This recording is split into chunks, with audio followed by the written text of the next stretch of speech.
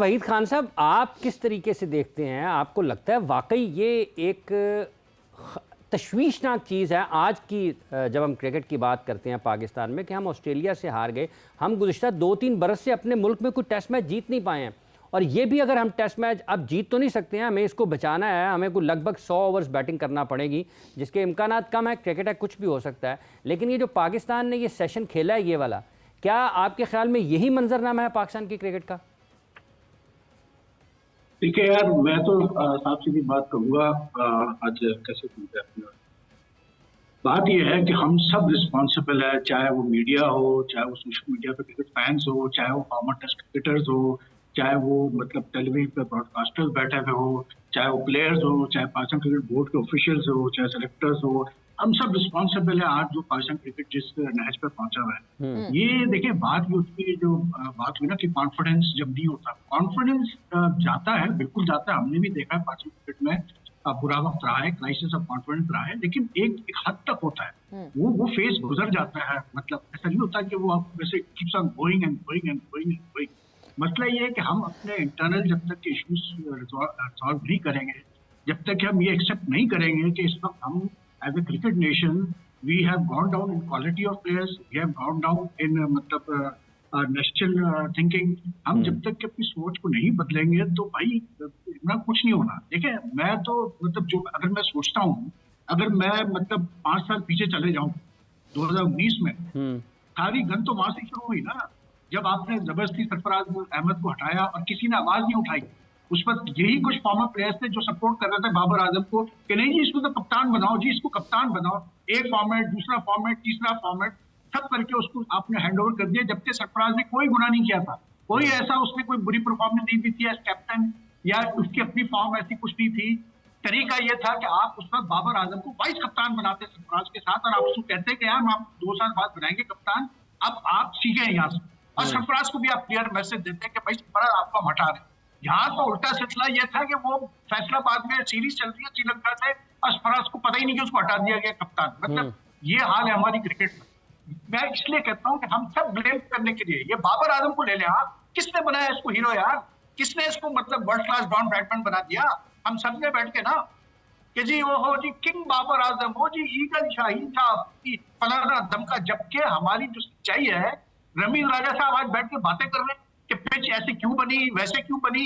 यही रमीज राजा साहब 2 साल पहले जब बात की गई थी ऑस्ट्रेलिया के खिलाफ कि पिचेस क्यों डेड हो रही है, तो उन्होंने कहा यार वो हम इसलिए नहीं बना रहे पिच, हमारी टीम की बैटिंग का बड़ा मसला है, ऐसा ना हो कि हम हार जाए और हम उनकी स्ट्रेंथ पर खेल जाए। तो भाई मेरे ये क्या आज बैठ के बातें कर रहे हो सारे? ये सब रिस्पॉन्सिबल है for the what has happened to Pakistan cricket. इसको पाकिस्तान क्रिकेट का जो हशर हुआ है, जो हम ह्यूमिलिएशन फेस कर रहे हैं, मजाक है यार कोई कि आप 800 रन बना गया इंग्लैंड आज, और ऐसे बनाया उन्होंने 800 रन जैसे वो हलवा खेल रहे हैं, मोहल्ले में टेनिस बॉल खेल रहे हैं यार। मतलब ये सब बातें करने वाली, हम हमारी नीयतें खराब है, हम इंट्रीग्स करते हैं, हम पॉलिटिक्स करते हैं सब मिलके, हम अपने फेवरेट्स पालते हैं, हम कोई हार्ड डिसीजन नहीं ले सकते। जब वापस आप आए थे T20 वर्ल्ड कप से, बोल बोल के मेरा गला सूख गया कि भाई ड्रॉप करो इन प्लेयर्स को, ये 4-5 को ड्रॉप करो इनको। अगर शान मसूद को आपने कप्तानी देनी है, कप्तान बनाना है, तो भाई मेरे उसको फिर नई टीम दो, उसको नए लड़के दो उसकी मर्जी से। ये पुराने लड़के फेलियर्स, ये इनको आप ड्रेसिंग रूम में रख के आप समझते हैं कि आप शान मसूद कुछ कर सकता है? कुछ नहीं कर सकता शान मसूद यार। एक अंदर गुर्दा नहीं है। जो चेयरमैन आता है वो इसी चक्रों में रहता है कि यार ये किसी तरह से लड़के मुझे जिता देंगे। वो यही गलती 2003 में तौकीर जिया ने की थी, शोएब अख्तर पर डिपेंड कर करके एंड में रिजल्ट ये निकला कि शोएब अख्तर को गिद्दावी स्टेडियम में आना मना कर दिया था तौकीर जिया ने। तो भाई मेरे हमारी क्रिकेट बिल्कुल बर्बाद है। मैंने इससे बुरा हाल कभी नहीं देखा पाकिस्तान क्रिकेट का। मैंने बहुत क्रिकेट कवर की है, मैंने देखा है प्लेयर्स को। वो 90s में जो प्लेयर्स थे, ये मुश्ताक बैठा हुआ है, मुशी बैठा हुआ है, ये भी उस टीम का हिस्सा था। उस वक्त किससे ज्यादा मसाइल थे यार? उस वक्त मैच फिक्सिंग के एलिगेशन इन प्लेयर्स पे लगते थे, डिसिप्लिन के इश्यूज होते थे, कप्तानी के इश्यूज उस वक्त भी होते थे, लेकिन वो लड़कों में जिगरा था यार, उनमें कुछ पैशन था खेलने का पाकिस्तान से। वो जैसे भी हालात हो वो परफॉर्म कर जाते थे किसी न किसी। मुशी भाई ये लड़के, सबसे बड़ी बात, सवेरा एक मिनट मुझे बात कंप्लीट करने दो। जी। मैं तुमसे कह रहा हूँ कि सबसे मेन चीज ये है कि सबसे पहले तो आप 2 साल का बैन लगाए लीग के ऊपर, कि लीग के अंदर कोई नहीं रहेगा खेलने के लिए 2 साल तक, नो फॉरेन लीग। ये लड़कों का प्राइड जा चुका है इन लड़कों में, क्योंकि पता है कि यार लीग्स पड़े मैंने यार हमारी फाइनेंशियल सिक्योरिटी के लिए, कोई मसला नहीं, नहीं खिलाएंगे पाकिस्तान से हम जाके लीग्स खेलेंगे। सबसे पहले आप 2 साल का बैन लगाएं लीग्स के ऊपर, और आप बोले लड़कों को कि खेलना है तो खेलो, नहीं खेलना है तो मत खेलो। आप पैसे बेशक बढ़ा के दें इनको मैच फीस में, आप पीएसएल में पैसे बढ़ा के दें लड़कों को, कोई मसला नहीं है यार, लेकिन you have to take some hard decisions. You are not going to come out of this crisis without taking hard decision. ये याद, मेरी बात याद रखिएगा सवेरा, ये बहुत हो गया यार। एक फॉर्मर क्रिकेटर कह रहा है बाबर को हटाया तो इस वजह से हो गया, एक कह रहा है रिजवान खान बना दो, एक कह रहा है कि वो शान को कर दो, एक कह रहा है कि वो गिलिस्पी को ले आओ। क्या मजाक बनाया है इन्होंने यार, शर्म आनी चाहिए हमने यार। लेगेसी हमारी पास क्रिकेट में, ये लेगेसी मतलब वो बेचारे अब्दुल हफीज कारदार और इमरान खान और मुश्ताक मोहम्मद जैसे कप्तान ये लेगेसी देख रहे हैं कि ये हाल है हमारा। 800 रन तक क्या इंग्लैंड यार, खुदा खौफ करो यार। मुशी भाई, क्या हमें इसी तरह के श्रूड डिसीजंस लेने पड़ेंगे, हार्डकोर डिसीजंस लेने पड़ेंगे, because it is high time now कि अब तो हम हिट रॉक बॉटम कहते थे पाकिस्तान टीम के लिए, अब तो रॉक बॉटम से नीचे कोई जगह ही नहीं बची है जाने की।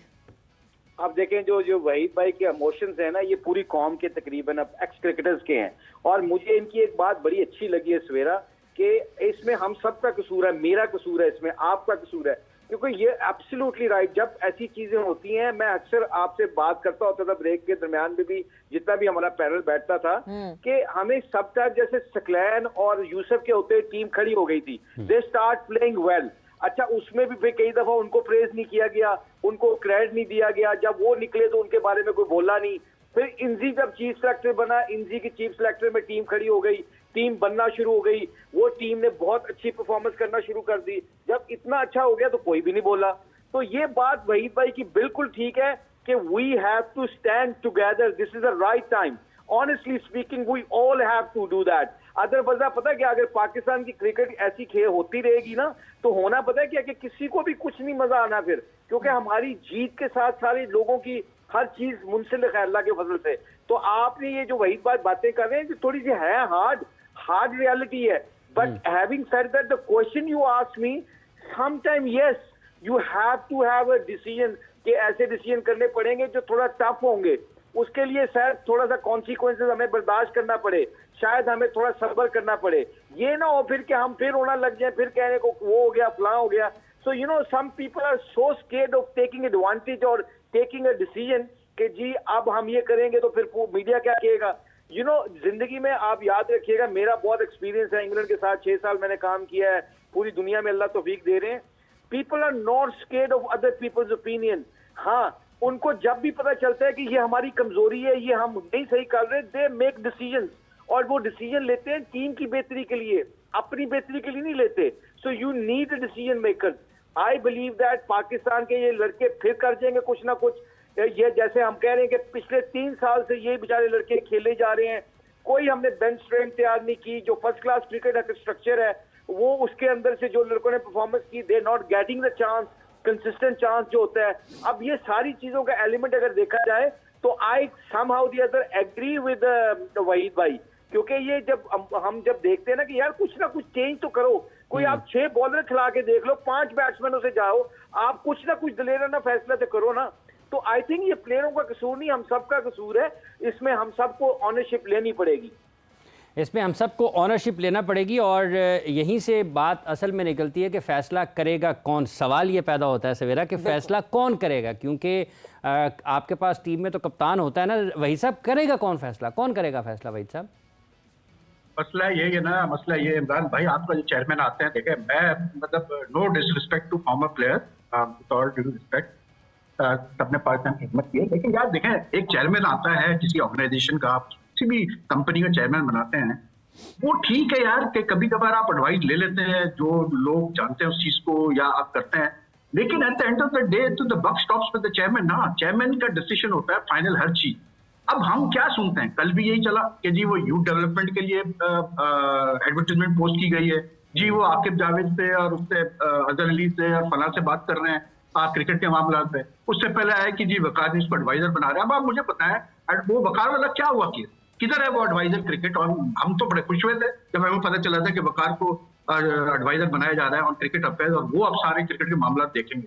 मैं तो बड़ा खुश हुआ था, मैंने कहा था कि चले ये पहला अच्छा डिसीजन मिल गया है कि एटलीस्ट मूव फॉरवर्ड। ठीक है, you some people might not agree with Waqar's appointment, लेकिन एक स्टेप फॉरवर्ड था। ठीक है, क्या हुआ उसका? इन्होंने मजाक बनाया हुआ यार, 30 दिन बाद उसको रिलीज कर दिया, वो जाके मेंटोर बन गए, अभी कुछ पता ही नहीं वो किधर गए, वो एप्लीकेशन क्रिकेट एडवाइजर। कोई बोर्ड में आता है, कोई बोर्ड में जाता है, नहीं जाते तो बोर्ड के अफसरान नहीं जाते।